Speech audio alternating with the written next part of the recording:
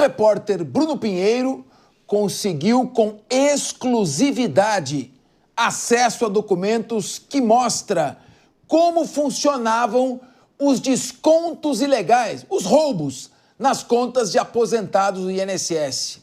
Bruno Pinheiro, bem-vindo. Conta pra gente como é que era esse modus operandi da quadrilha, como funcionava esse esquema criminoso dos descontos ilegais.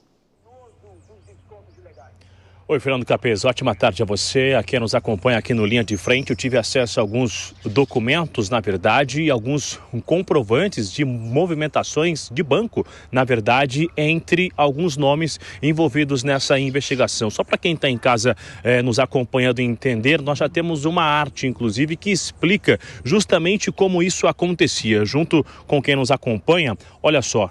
Temos esses nomes, na verdade, esses envolvidos. Ao lado esquerdo, temos ali representantes do Congresso Nacional, tanto na Câmara quanto no Senado Federal, que conversavam com os bancos e, naturalmente, conversavam com as entidades.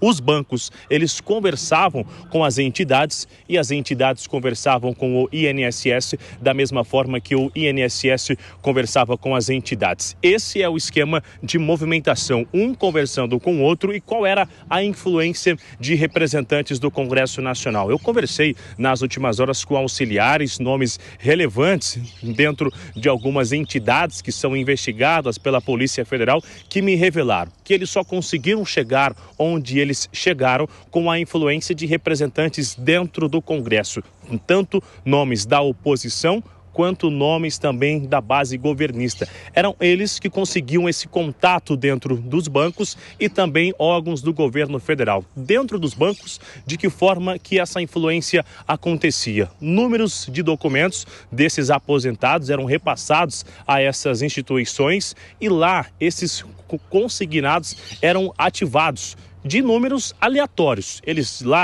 aceitavam esse consignado em 24 vezes, 50 vezes. Quando finalizava esse consignado, ou seja, na última mensalidade, esse histórico do consignado era limpo do banco. Quando esse aposentado, esse cliente ia lá com um contra-cheque para fazer uma contestação, eles alegavam que não tinha nada no histórico, já que tinha uma influência naquela instituição que conseguia limpar esse histórico e nada constava diante da conta do aposentado.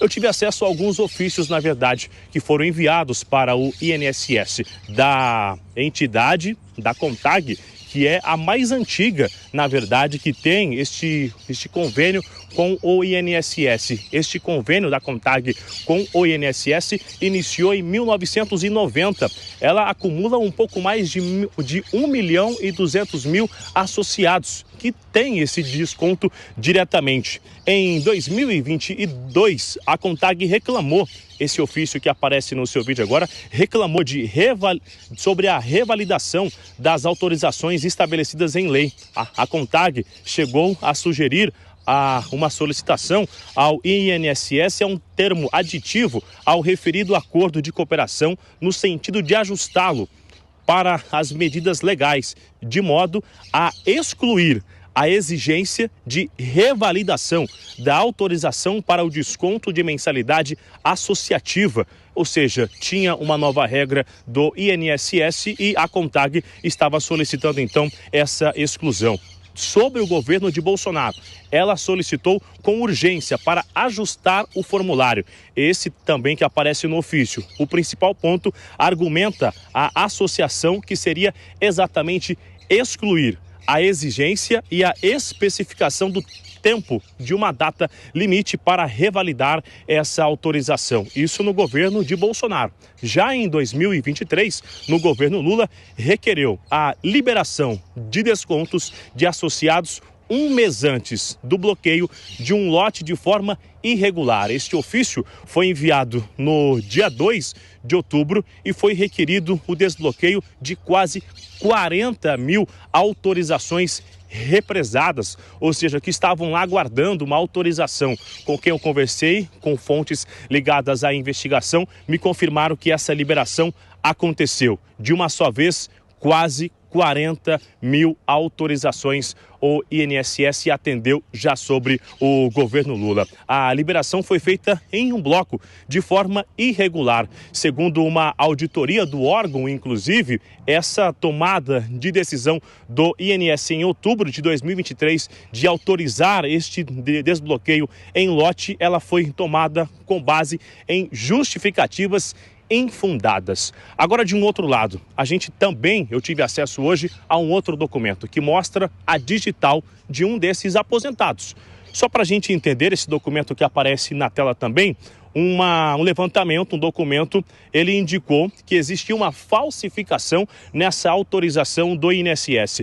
Esse estudo que foi feito é em cima de uma impressão digital no documento da Polícia Científica do Estado do Pernambuco. O que a Jovem Pan teve acesso hoje aponta que o associado tinha dado essa autorização por meio da biometria, ou seja, da sua digital, a única assinatura representante legal da entidade, mas a investigação não conseguiu estabelecer a autenticidade e classificou como irregular. A gente vê nessa imagem que de um lado é a digital do aposentado e do outro lado é algo que não consegue se assemelhar com uma digital realmente de quem estava autorizando esse documento. Essa condição deu análise para iniciar essa investigação, é o que diz o documento que nós tivemos acesso. Esse ofício foi enviado para uma contestação em novembro de 2020, após essa reprovação.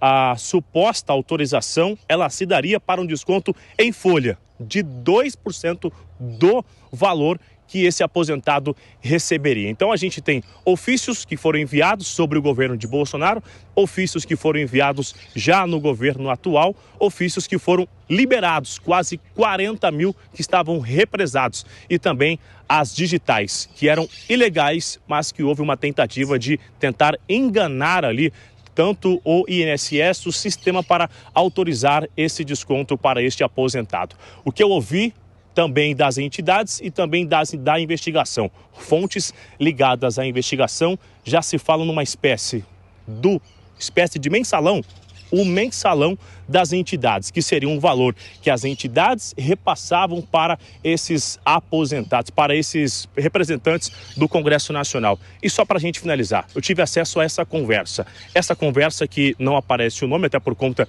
que a investigação está também em andamento, é uma cobrança de um assessor do Congresso Nacional, chamando um representante de uma entidade para um encontro na Câmara dos Deputados. Em uma outra conversa, aparece também uma cobrança dessa mensalidade sobre a influência, dizendo que tinha que acertar, já que se não fosse acertado, a coisa não ficaria legal.